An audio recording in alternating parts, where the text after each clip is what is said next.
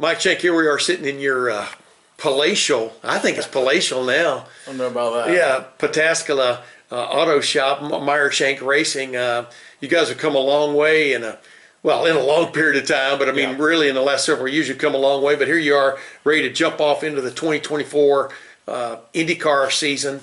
And number one, how ready are you for this? Is this team, do you think? Where would you put you guys on the readiness factor? We've had a really good off season. It's the first time in 20 years that we haven't had a sports car program to go alongside what the IndyCar program is. So we've been able to really focus. I've kept all the people from the sports car program, and we've been able to really focus on getting our IndyCar program where we think it needs to be. We had a tough year in IndyCar last year, and we want to get those results where they deserve to be.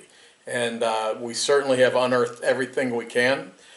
We've tested a total of 3 times. We took Tom Blomqvist to do his rookie test at Indy in October, and that went extremely well.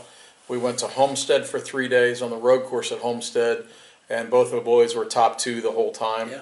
And then just last week we're at Sebring testing, and Felix was 4th, I think, out of 27. Yeah. So we were really pleased with that. Our performance is definitely up right now. We have lots of new different people doing different things this year in the program to try to shake it up a little bit. The core is still the same though, and we look forward to St. Pete next week, and we think we can do pretty well. You know, we've had such a tough year in IndyCar that we've had to just kind of recheck our expectations. We just want to come out of there with a couple top 10s would be wonderful. Just get something solid under our legs so that we can push forward. This series is incredibly hard. Yeah. 27 cars last week, they were within half a second of each other. 27 cars within 0.5 of a second, which is remarkable. And it just shows you the amount of detail that you need to be competitive. Yeah. Real quick, by the way, you know, Felix Rosenqvist, Tom Blomqvist, I've determined this is y'all's title quest this year. 2024, the title quest. It is. We've got a lot of quest things going on here today. And we had Linus Lindqvist last year, too. Yes, exactly. For us. So we're well-versed in the Swedish culture now, and we're looking forward to having that group of the folks, you know, become fans of ours also. Okay, we'll talk about Tom in a minute, but Felix, I even, you know, was texting with you last year when you guys finalized that deal, made that deal happen and stuff. I think that was a major get. Yeah. Is the way you say in college football recruiting. You know, it was a major get. Do you feel that way too? And I would think preseason testing has reinforced your sense about where he could take you, right? Absolutely. I mean, he is as fast as anyone in the field. His speed's never been the question. He's had some incidents on the track over the years that I think people sometimes question him, but I think he's super solid. I think him coming into us as the leader, as the veteran, us trying to take that pressure off of him, and do I have a job? Because we took care of that. He's got a job for a couple of years. Let's just focus on getting the results, and everything else will come. So we're trying to relieve him of the pressure that he may have felt at other places that he's been to. Also let him know he is a leader, and we expect him to be a leader and help the team overall, him and Tom, which they're good friends. They've raced each other since they were 15 or 16 years old. Yeah. And we'll rely on him to help directionally where we're going, you know. Hey, when you and I've talked about this before, but when you see a guy, I mean, even guys at the highest level, there's differences between those guys. As you and I've talked about many times, you know, who would you take to qualify? You know, you love Scott Dixon, I like Will Power, you know, for example. Yep. Just, you know, but what have you noticed about Felix that just stands out about, you know, what maybe makes him quick? I think a lot of it is just his natural instinct is just a killer. Like when he gets in the car, it's just on, and you can sense it, you feel it. Like he's going to go do something. Because you know he's such a low key kind of. He is. Yeah. Outside, that's his kind of superpower almost, right? He's out of the car. He's very mellow, incredibly easy to work with. Very friendly. Has a joke about. Got jokes, right? Yeah. So you know, when he gets in the car, he's an animal. I mean, he's really fast, and that's come with some downside, I think, in the past with him, but. We needed to get someone like that in here that we felt we could get some speed like that and see where we can develop it. And again, and manage the expectations. Don't put the pressure of the world on them, and see if we can build that as we go out through the course of the year. Yeah, I personally think, because I've watched, you know, obviously I've covered a lot of races he's been in and watched every IndyCar race, and I really think sometimes others were trying to take some type of advantage, you know, putting him in a tough situation. and he didn't he didn't blink. Yeah. You know, and you know how that goes. I mean, you know, when you're racing for your job, when you're just trying to keep your job, it puts another whole circle of pressures on you, right? Yeah. That aren't a lot of fun for anybody. So he dealt with that, I think, reasonably well, to be honest with you. You know, at the last race of last season, he was on pole, which is great, and he got taken out in the race. Yeah. But I mean, just that shows you his raw speed. If we're just speaking of speed, right? And being able to, you know, that lap he did at Laguna was an incredible piece of artwork. He was on worn-out red tires in the final round of qualifying, and the car was going left, right, and nothing but straight, right? And, Yeah. he did a great job with that. That's what really convinced me at that point. Just watching that IndyCar of that lap is just a piece of artwork. Which happened to be, I think, the weekend y'all announced he was coming, right? Yeah, Yeah. it was. Yeah. It was just. I'm just really happy. Talk about coinky dink. Yeah.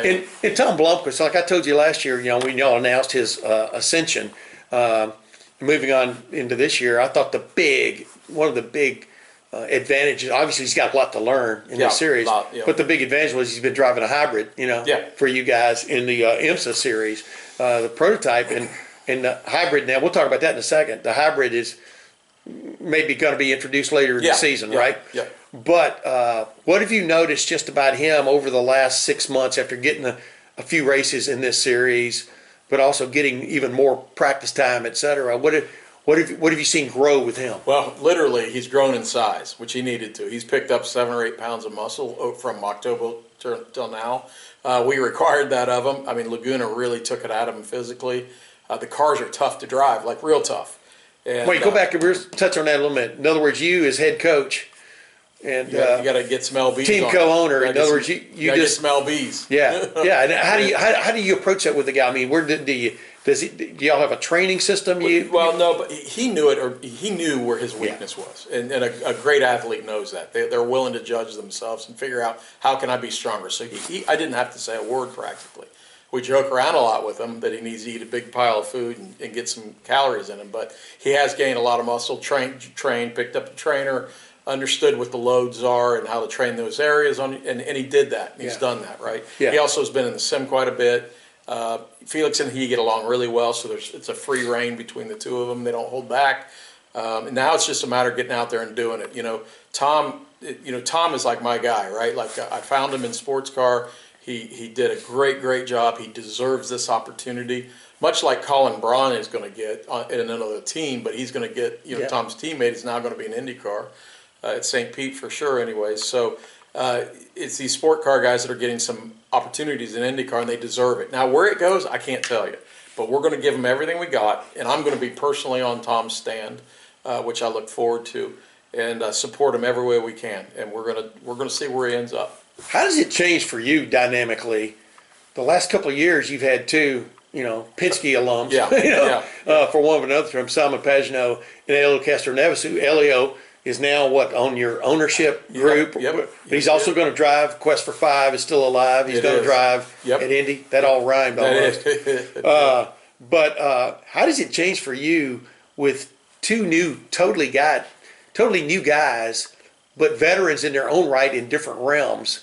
You know what I mean? It doesn't really. It doesn't it's still youngish. Well, listen, we had a tough year last year, and that wasn't our drivers all our drivers' faults either. By the way, we had a just tough year on the IndyCar side, so it was just a good time to reset, anyways. So we reset most everything, including the race engineers on the cars. So we have two new drivers, and very well thought out why we did the way we went and all that. And we're anxious to see where we're at. We deserve to be better than where we finished last year, and we just got to get something going. That's the same thing with Tom. I talked about managing expectations with Felix. It's the same with Tom. We need to get him inside that top 15 week in, week out. If we do that, that'll slowly raise to above that and take it marked steps, and not try to get too down when we're down or up when we're up. Yeah. But with Tom, I want to start seeing some speed in qualifying, because that's a part that's, I say easy, but that comes. You should be able to get to that fairly soon. So hopefully we see that, and we know we'll have it with Felix. He'll be trying as hard as the car will give him, and take it from there and build something from there. Where does that speed come from in qualifying? Is it? Because with Felix, I think you can see it. I mean, like you and I talked about many times, our favorite qualifiers or whatever, they just know how to push it, right? I mean, or they know how to get that last little tenth of a second Yeah. in this corner where they weren't. I mean, explain what you're in with Tom. Where you don't want him to be, you want to be aggressive but not stupid, right? Correct. And qualifying is a little different than a race. You just need you need mostly aggression, right? Because the cars you have a very narrow amount of time to do it, like 1 lap or 2 laps, that's it. That's all you get. You get a warm-up lap and 2, and that's it. So you got to have this intensity about you, right? Tom, for qualifying in sports cars, was an animal. He's incredible. He really, some of the stuff he's done in qualifying in the sports cars just was, again, pieces of art. He just doesn't have that experience yet with this car to understand what he can get away with. Right. And that's where Felix does. Felix kind of knows when he's right out on the edge, and Tom's still learning that a little bit, although it's getting better all the time. So it'll be interesting to see how quickly that progresses, because I promise you at St. Pete, Felix come out shooting all the bullets he's got. Yeah, yeah. So put me in your head here. What is the sense, and you kind of touched on it earlier, what is the sense of confidence, of readiness that you have going into the season opener at St. Pete, meaning where this team is? You understand what I'm saying? I believe this team deserves and is easily, I say easily, but is a top 10 team in finishing. And we should be qualifying in the top 10. There's no reason why. Yeah. You know, the year before, let's see, in 21 with Jack, we qualified top 6, I think 5 or 6 times, right? So yeah. We're still with Andretti technically, and you know, a lot of the same people are here, so we can get back to that, right? I know we can. So we got to get that figured out, and I think we're positioned better than ever to do that. Time will tell, but I can tell you we've spent every dime that we have. So from a money perspective, if we had it, we tried to improve it, right? And that takes money typically, and we did everything we possibly could. Yeah, yeah. Last couple of things. I want to get to the hybrid engine thing here in a minute, but I wanted to ask that. This is what year of this car? And car engine combo. I mean, I'm trying to think. 2012 was the first season with this car and engine combo. Yeah. So we're 13, 14 seasons into this, right? Yeah. Yeah. Number one, that's why the grid is separated by half a second or 3/4 of a second. And the reason on a 2.5 mile road course. And the reason is that we've had this car for so long that all of the engineering talent has circled around all the teams, and everyone kind of knows where they're all at. Yeah. So all of a sudden that box just keeps narrowing. Now we're all just here. So what are the differences? Execution and how good your driver. Because the setups are all pretty close. There's little things that are going to be better than the other, but it ultimately is going to come down to the driver and the execution from the team during the qualifying in the race. But if no time in history has this series been a driver's series than right now, I would think. Oh, right? It's all driver. Agreed? Compared to 20 years ago when True Sports was building all their own stuff. Oh, yeah. We don't do that anymore. We have a car. This is all we're allowed to run. There's a few things we're allowed to have different car to car. But as you do that, what happens is you just keep closing the performance box in. You're running out of things to make better. To tweak. Now, that doesn't mean we stop trying. Yeah. But what that does is refocuses on the driver and makes the driver more valuable. Yeah. And you see that in the reflections of driver salaries now, because they're going back up to where they were when we had like cigarette money in racing. Yeah. And the budgets were much bigger. Is that a good thing? I think it's a bad thing. I think it's right. Well, these guys need NIL contracts. Go ahead. Well, it's a good thing because if you got a reasonable team and a reasonable driver, you can do pretty well in the series because you're not getting outspent on the equipment side. But now we're getting outspent on the driver's side. So the known, experienced drivers have their value being driven up right now. Yeah. Which increase our budgets, which make it harder and harder to raise the money to do this. When's the next? I was going to use a bad euphemism there. When's the next big separation moment coming? Is it going to be when y'all move to the hybrid engines, or is it going to be when y'all get a new car? I mean, but the new car's still going to be a spec car. I mean, to a certain extent, right? And I don't expect that for at least 3 years. Right. But I would say the next step is when the hybrid comes this year, mid-year. Okay. I would say there's going to be people that figure that out quicker than others. Now remember, a lot of that technology is driven by Chevrolet and by Honda, and we're Honda, right? So right. How quickly they are up to speed with it, that comes down to the teams, and then the teams disseminating how we're going to try to execute with the hybrid power. Both of my guys are electricity guys. You know, Felix was very strong in Formula E, and Tom's done Formula E and hybrid on IMSA. So we have a lot of experience on deployment and how to get regen and when to deploy and how to regen. So we've got some experience there. We'll have lots of simulation programs. That'll be the first step, and then eventually that'll come back to where we're at today. Yeah. And then the next step will be when we go to new cars, and then that's the ebb and flow of it. But that could be the real spark for you guys. Pardon the expression. Why is the hybrid? Explain to people who don't pay that close attention. The hybrid was supposed to get rolled out this season, beginning of the year. What was, from your vantage point, what was sort of the stumbling blocks there, or the kinks that had to be worked out? More than anything, it was a lot of parts problems, parts delays, development time was delayed because of that. I don't know all the detail because I'm not super privy to that, but it was just delivery issues mostly, and then not enough time to develop it after they get the parts. Right? Yeah. So it just set the thing behind. And Honda and Chevy did a partnership to help develop the hybrid together, which is rare, but happened in this case. And now, happy to report, it's working very, very well. And I think we'll be ready mid-year. I don't know exactly when. I can tell you all of our cars are all set up for the hybrid units. So they're plumbed, and there's special plumbing and radiators and things that have to be in the coolers. And they're all in there now. Now it's just a matter of plugging the unit in the bell housing and going. So we'll be ready. What will people notice that's different?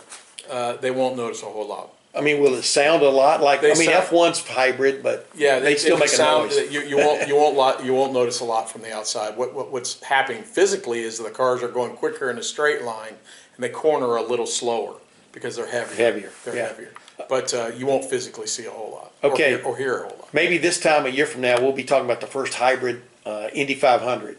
Yeah.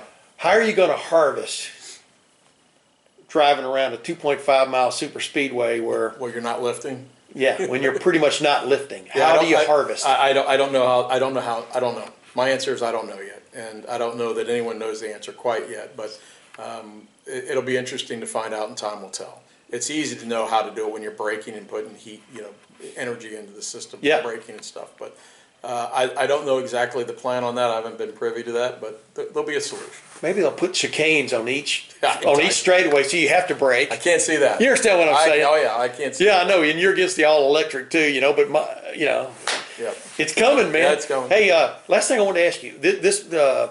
I know I said last question, but you know how I go. But this will be it. How do you size up the field? Take you guys out of it. Is it same old? How would you describe this IndyCar field going into the season with 27 cars, possibly at every event? I mean, that's crazy. It's the same players, but what you're going to see is a compaction because we're all catching up with each other. Yeah. So Rahal's getting stronger. We're going to be stronger.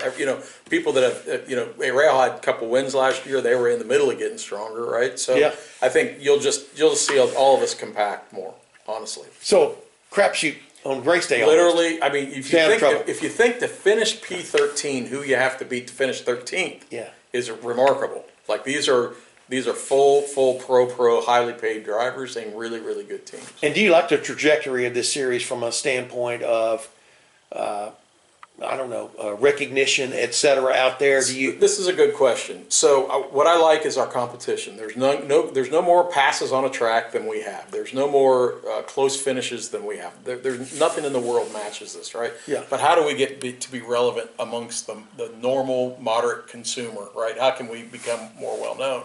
And I think the trick of it is a couple things, and there's no one, and they're trying. But I think going into